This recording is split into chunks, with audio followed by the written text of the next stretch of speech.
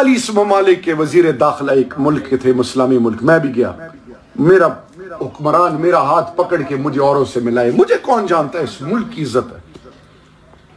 خدا کے لیے اپنی نا امیدی مت پھیلاؤ، اللہ کا واسطہ ہے، اپنے آپ کو حقیر مت سمجھو، آپ اللہ اور اللہ کے محبوب کے ماننے والے ہو، اور پھر وارثین انبیاء کرام، اور ایک ایسے ریاست کے باسی ہو جس کا قانون تابع ہے قرآن اور سنت کے۔ اس ملک کو عظیم سے عظیم بنانا ہے انشاءاللہ مل کر ہم سب نے، اس ملک کو وہ عزت دینی ہے انشاءاللہ کہ پھر روز محشر کے دن خاتم النبیین بھی ہم پاکستانیوں پر فخر کریں انشاءاللہ۔ کوئی چیز ناممکن نہیں۔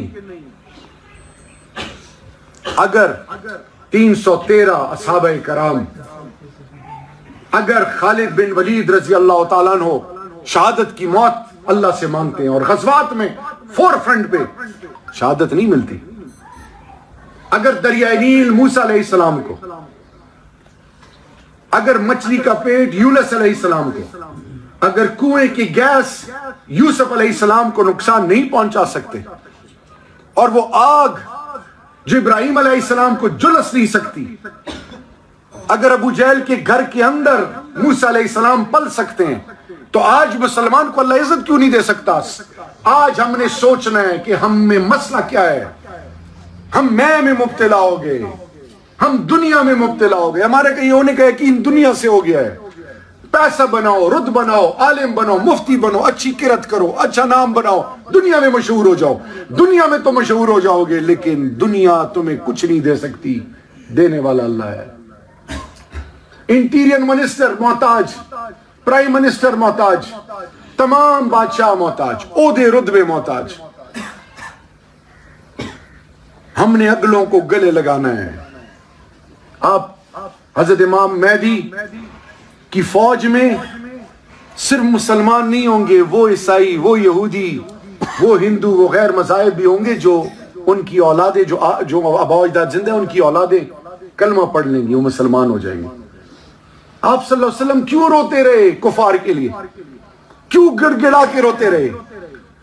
آپ صلی اللہ علیہ وسلم کے سامنے کسی کافر کا لاش یا جنازہ گزرتا، کیوں آپ صلی اللہ علیہ وسلم آپ دیدہ ہو جاتے؟ آج یہ درد کیوں نہیں ہمارے دل میں؟ ہم کیوں اگلی کی تکلیف کو اپنی تکلیف نہیں سمجھتے؟ ہم کیوں اگلی کی تذلیل پہ خوش ہوتے ہیں؟ اگلے کو کیوں مارتے ہیں؟ اگلے کو کیوں رسوا کرتے ہیں؟ کیوں نہیں سوچتے کہ یہ اختیار میرے پاس ہے ہی نہیں؟ ہم کیوں غیبتیں کرتے ہیں؟ ہم کیوں اگلے کے مسلک کو بغیر سمجھے پڑے غلط کہتے ہیں؟ جس مسلمان کے دل میں بغض کی نہ ہو، اللہ اس کا ایک عمل پورا نہیں کرتا۔ یہ میں نہیں کہہ رہا۔ ہم کس طرف چل پڑے ہیں؟ قرآن عربی میں، عربی تعلیم ہونی چاہیے تھی ریاست کو، عربی ہمیں آتی، قرآن کو پڑھتے، حدیث کو پڑھتے، ہمیں پتہ چلتا کہ شریعت ہے کیا۔ جب پاکستان میں افسر سے لے کر تمام عہدیداران تک، سبحانک اللہم سے اللہم ربنا تک، الف لام میم سے والناس تک، کسی کو یہ نہیں پتہ چل رہا کہ اللہ کہتا کیا ہے۔ میں جنازے کے لیے بھی عالم اور مفتی کا محتاج، میں آذان دینے کے لیے بھی عالم اور مفتی کا محتاج۔ جب حکمرانوں کو سورہ اخلاص نہ آئے، جب ان کو پتہ نہ ہو کہ مدرسے اور مسجد کی بنیاد کی اہمیت کیا ہے، تو پھر کیا ہوگا؟ تو آؤ آج عہد کریں۔ ہمارا کام ہے انشاءاللہ باذن اللہ مسجد اور مدرسے سے جڑے ہوئے تمام ہستیوں کو عزت دینا۔ ہمارا کام ہے انشاءاللہ اس ملک کے فیصلے اللہ اور اللہ کے محبوب کے بتائے ہوئے رستے پہ کرنا انشاءاللہ۔ ہم اپنے ملک کو رسوا نہیں کریں گے انشاءاللہ۔ ہم اپنے ملک کے سودے کسی اور کو فیصلے کرنے نہیں دیں گے انشاءاللہ۔ ہم ایک قوم بنیں گے انشاءاللہ۔ یہ نہیں ہوگا کہ انگریزی اسکول کا بچہ، یونیورسٹی کا بچہ، مدرسے کا بچہ ایک دوسرے کو شک کی نظر سے دیکھیں۔ اگر ایک شخص کو دین کا نہیں پتہ، نماز نہیں آتی، وضو نہیں آتا، غسل کے آداب نہیں آتے، ہمیں اس کے لیے درد پیدا کر کے اس کے لیے ہمدردی پیدا کرنی، نہ کہ اس سے ہم نفرت کریں۔ ہم نے گلے لگانا ہے لوگوں کو، ہم نے عزت دینی ہے، ہم نے ماتھا چومنا ہے۔ کیونکہ وہ اللہ کا بندہ، خاتم النبیین کا امتی، میرے ملک کا، میرا پاکستانی ہے، میری عزت ہے۔ وہ کافر، وہ یہودی جو سائنس میں ایجاد کوئی چیز کرتا ہے، اس سے بھی نفرت مت کرو۔ وہ یہودی بھی اللہ کا بندہ اور رسول کریم صلی اللہ علیہ وسلم کا امتی ہے۔ نفرت کس سے کرنی چاہیے؟ شیطان سے۔ تو آخر میں آپ کے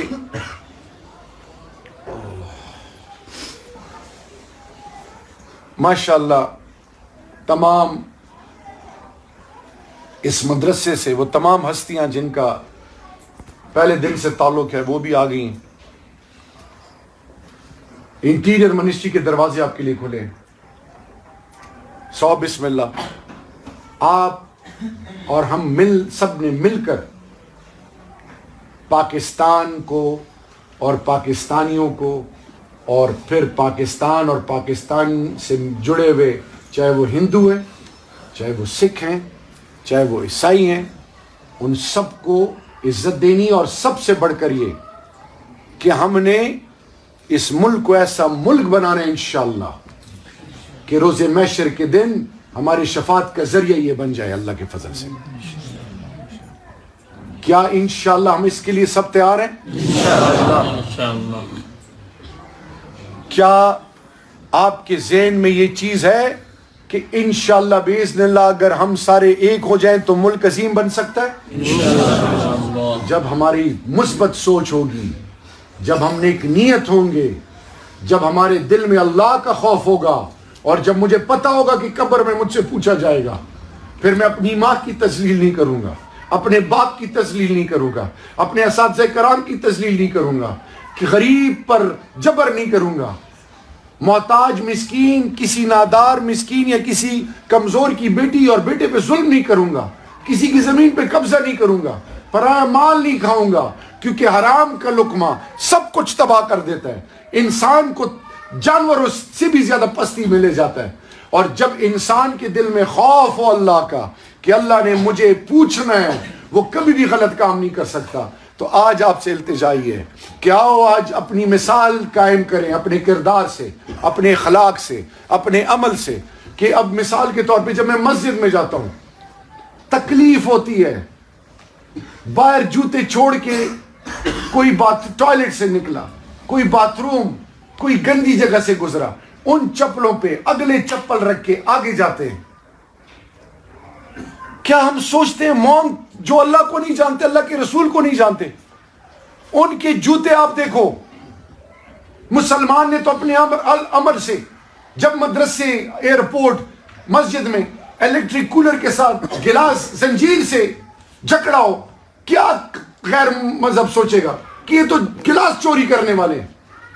جب میں اگلے کے جیب پہ نظر رکھوں گا کہ مجھے کتنا فائدہ ہو، اگلے کے آگے جھکوں گا، کیا پھر وہ آپ پر حکمرانی نہیں کرے گا؟